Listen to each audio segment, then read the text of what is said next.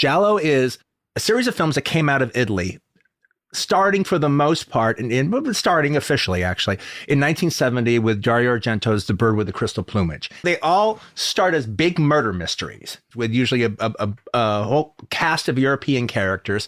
You don't know who the killer is. Mm-hmm. They don't all have to have black gloves, but most of them have black gloves. How suspicious they are is almost comical. The murder sequences are all like Omen-like set pieces.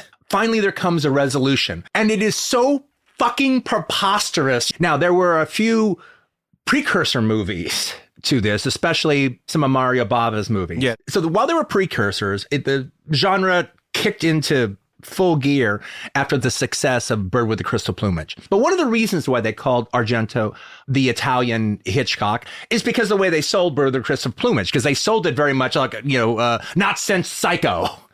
They sold it as a not sense psycho shocker, except the difference is it's 1970s. So almost like Repulsion, more illicit thrills. Well, oddly enough, though, okay, when they have modern day serial killer movies and the serial killer fucks up and actually touches the eyeball, all right, and now you can get a half print from the eyeball. That always reminds me. I mean, I feel like it's more Four Flies on Grey Velvet. And I would actually venture a thing that there is more latent Argento imagery in Dress to Kill than there is actually even Hitchcockian imagery.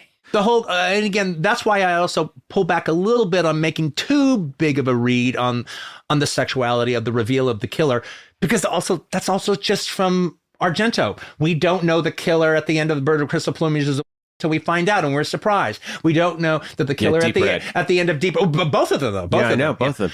I still think he saw Bird with the Crystal Plumage. For sure. And I think he saw Deep Red. I think he saw them.